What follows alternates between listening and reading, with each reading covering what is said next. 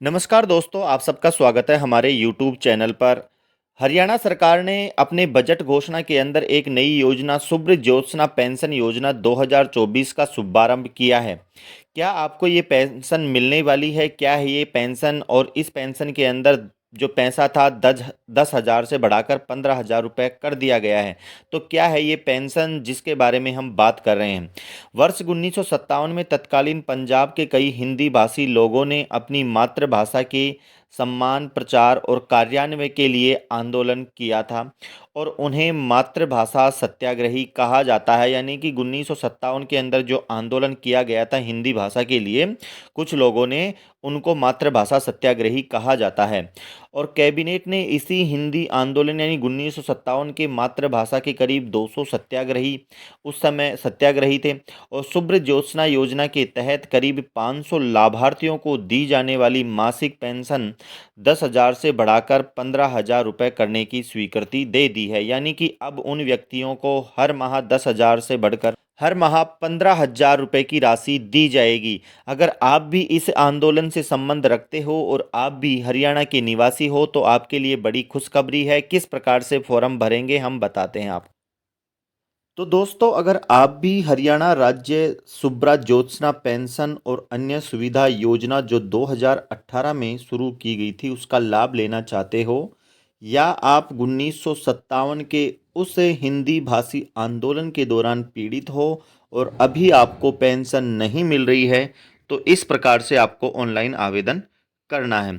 तो दोस्तों, सबसे पहले हम देखते हैं कि यहाँ पर आपको हरियाणा राज्य शुभ्र ज्योत्सना पेंशन एवं अन्य सुविधा योजना 2018 की ऑफिशियल वेबसाइट पर आना है और इसके बाद में अपना जो विवरण है, उस समय आप कहाँ किस जेल में थे, आपने क्या क्या उस आंदोलन के अंदर आपका योगदान रहा, यहाँ पर आपको पूरा विवरण देना है। इसके साथ ही आपको उस समय की जो फोटो है वो अपने पास होनी चाहिए, तभी आप इस योजना का इस पेंशन का लाभ ले सकते हो। यानी हरियाणा सरकार के द्वारा वर्तमान में 10,000 से बढ़ाकर इस योजना के अंदर 15,000 रुपये पेंशन कर दी है।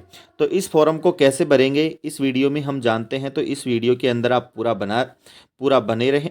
तो सबसे पहले हम देखते हैं कि यहाँ पर आपातकालीन पीड़ित का नाम, यानी कि यहाँ पर आपको अपना नाम भरना है कि आप उस आपातकाल के दौरान पीड़ित हैं या नहीं।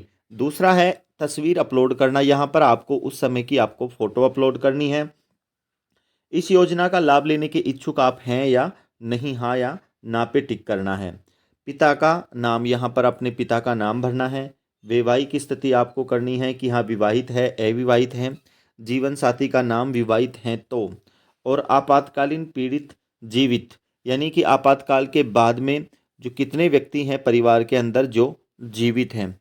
और इसके बाद में आपातकालीन पीड़ित जीवन साथी है जो अगर जीवित है तो उसका नाम लिखना है, और अगर कोई दुर्घटना हो गई है तो उसको छोड़ देना है। इसके बाद में आपको अपना लिंग चयन करना है, मोबाइल नंबर होनी चाहिए, आपकी जन्म तिथि भरनी है, राज्य हरियाणा आ जाएगा, आप जहाँ पर रहते हो वहाँ का पूरा पता, और इसके बाद में आपकी ईमेल आईडी और ये जो ज़िला है वो आपको यहाँ पर सेलेक्ट करना है। इसके बाद में आप आवेदन कर रहे हो तो आप अगर खुद आवेदन कर रहे हो तो आपको अपनी डिटेल भरनी है, या फिर दूसरा कोई व्यक्ति है जो आवेदक है तो उसको, क्योंकि उस समय जो पीड़ित है अगर असक्त है वो फॉर्म नहीं भर सकता, तो यहाँ पर आवेदक का विवरण, आपातकालीन पीड़ित से संबंध बताना है, माता है, पिता है या भाई है। इसके बाद में आवेदक का नाम भरना है, वही पूरा पता आ जाएगा, और यहाँ पर आपको मोबाइल नंबर फिलअप करने हैं। इसके बाद में आपको आधार विवरण देना है।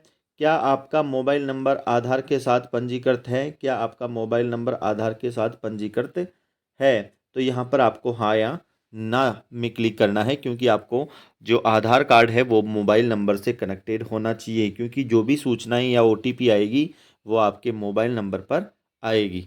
इसके बाद में आपको यहाँ पर जो इम्पोर्टेंट टॉपिक है वो है जेल में हिरासत का विवरण, यानी किस जेल के अंदर आप थे उस समय 1957 में हिंदी भाषी आंदोलन के दौरान, यहाँ पर आपको पूरा विवरण देना है। सबसे पहले जिला चूज करना है आपको, कृपया चयन कीजिए। यहाँ पर हिरासत का स्थान लिखना है यहाँ पर, और से हिरासत कब हिरासत हुए थे, और उस अधिनियम का नाम जिसके तहत वह हिरासत में था, वो अधिनियम यहाँ पर आप सेलेक्ट करोगे तो यहाँ पर आ जाएंगे।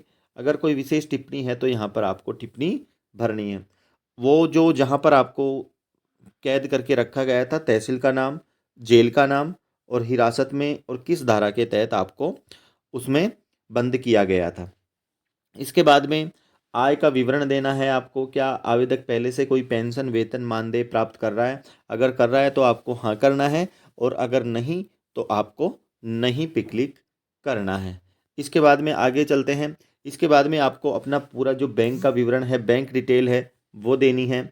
बैंक डिटेल जैसे ही देंगे तो यहाँ पर बैंक का नाम भरना है, बैंक का पता, इसके बाद में बचत खाता संख्या जो आपके बैंक का अकाउंट नंबर है वो भरना है, और आईएफएससी कोड यहाँ पर आपको फिलअप करने हैं।